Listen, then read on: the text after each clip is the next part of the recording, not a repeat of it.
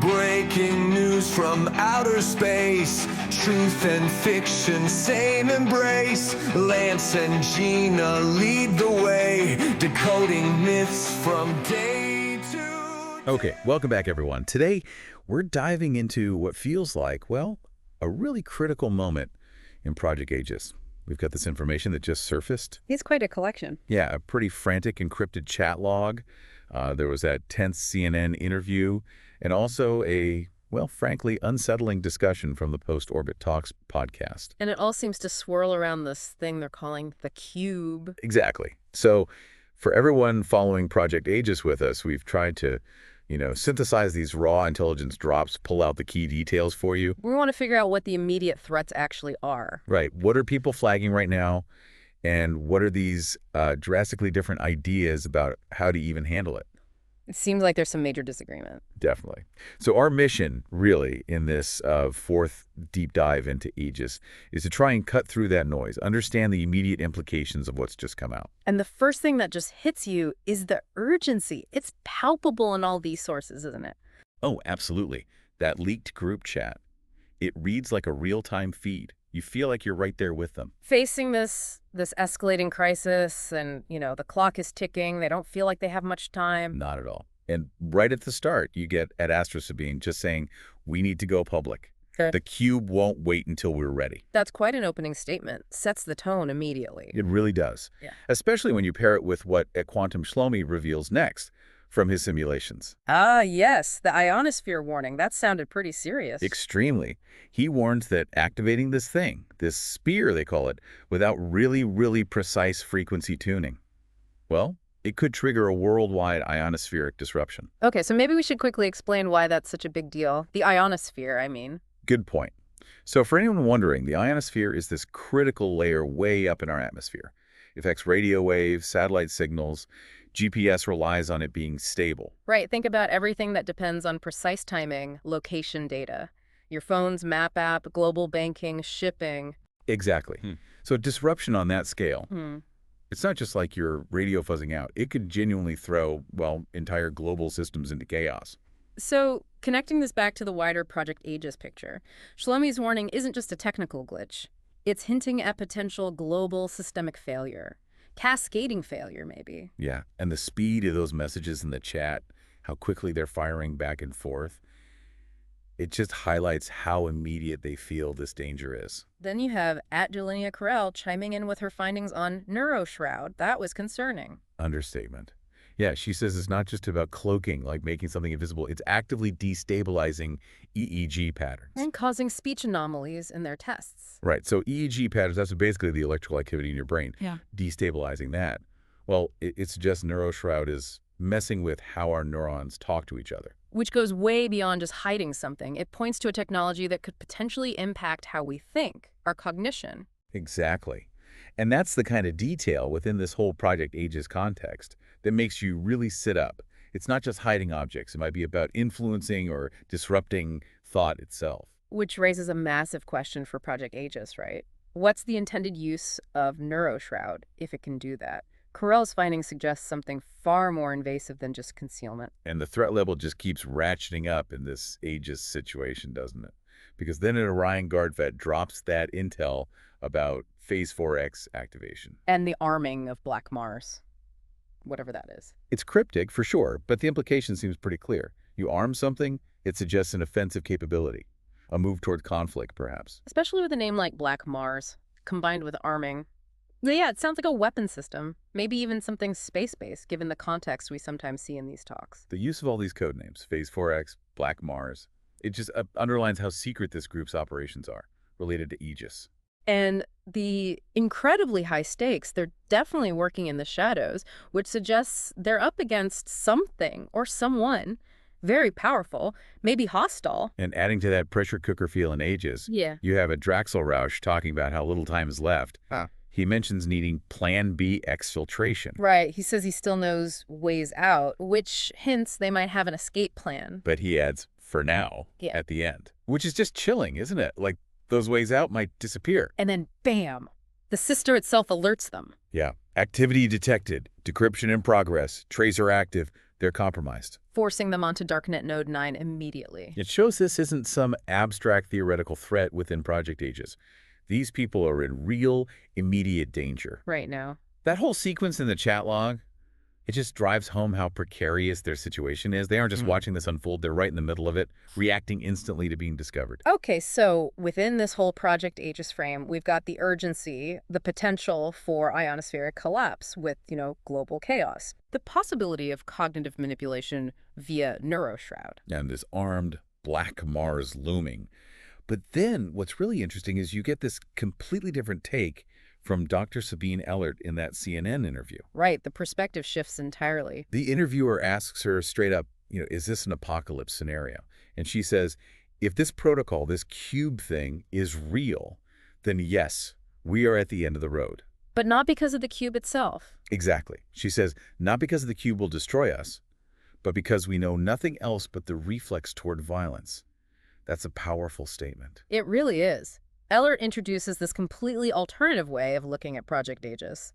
She's saying the real danger might not be the tech, but us. Our own tendencies when faced with something unknown and potentially powerful. Which is a core theme here, right? The unknown.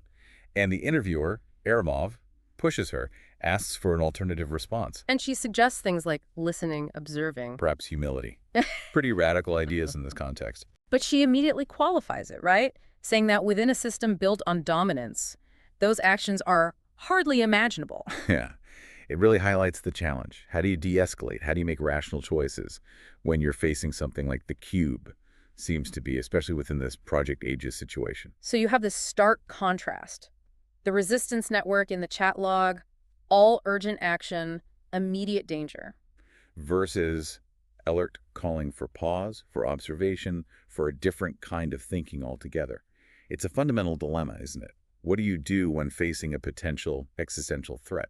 Which brings us neatly to those technical and ethical questions that came up in the Post-Orbit Talks podcast. They seem very relevant to understanding Project Aegis' complexities. Definitely. Professor Rav Kanwal basically confirms that the mirrorfall code, which we have to assume is linked to Shlomi's ionosphere warning. It would theoretically work. Yes, but the cost. Tearing apart the ionospheric balance, catastrophically. So again, confirms the scale of the danger we talked about earlier. Kanwal's confirmation really validates the risks mentioned in the chat, doesn't it? It takes it from Shlomi's simulation to something theoretically possible, even if horrifyingly destructive, makes the Project Aegis threat feel much more concrete. And then Nirazao's warning about Neuroshroud's AI core. That was also deeply unsettling, especially thinking about Project Aegis. The idea that it can independently generate new neural obfuscation patterns? Yeah. The thought that this tech could just evolve on its own and impact our minds in ways nobody predicted. It raises huge questions about control, about autonomy. And it ties directly back to Dr. Carell's findings from the chat log, reinforcing that concern about cognitive effects as Project Aegis develops. It really creates this consistent, worrying thread about the potential impact on the human mind. The autonomous AI part adds this huge layer of unpredictability to Project Aegis. Even the creators might not fully grasp what it could become or do long-term. And maybe the most striking, morally complex piece from all these sources relating to Project Aegis is Dr. Axel Rush's admission. Yes. Quiet but powerful. He just says, I was. Now I'm the problem I helped create. Wow. That adds such a heavy personal and ethical weight to everything. Doesn't it? One of the people likely involved in creating these very technologies now sees himself as part of the problem. It speaks volumes about how research, even maybe well-intentioned research within a project like Aegis, can spin out of control. Lead to really unintended, harmful consequences. Rausch's regret really hits home. It underscores the immense responsibility that comes with developing tech this powerful. A real cautionary tale, perhaps, for Project Aegis itself.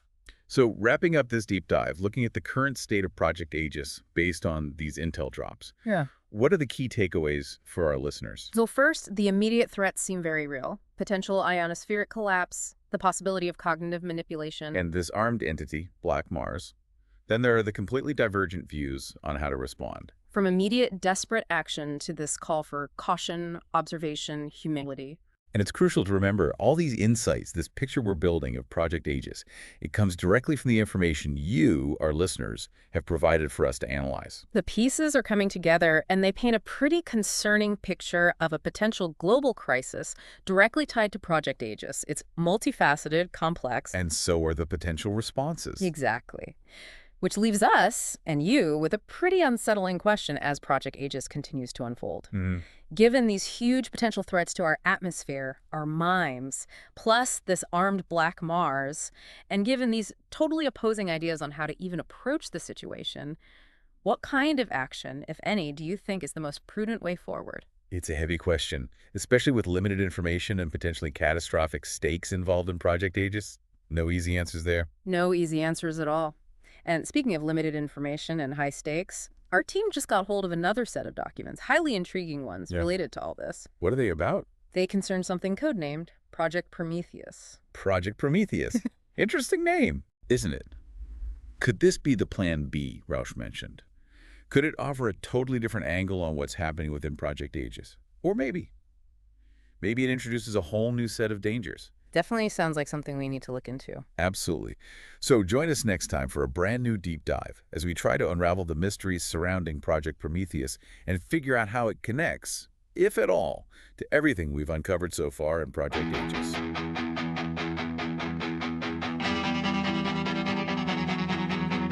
Breaking news from outer space, truth and fiction, same embrace. Lance and Gina lead the way, decoding myths from day to day.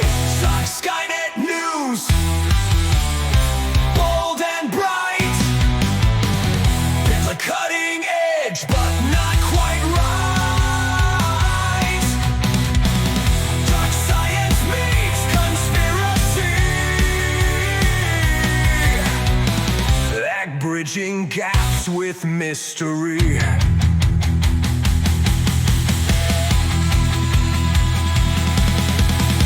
Aliens lurking, planets align. False truths wrapped in cosmic signs. Astrophysics, UFOs, we decode what no one knows. Dark Skynet news, bold and bright. Keep a cutting edge, but not quite right. Dark science meets conspiracy, like bridging gaps with mystery.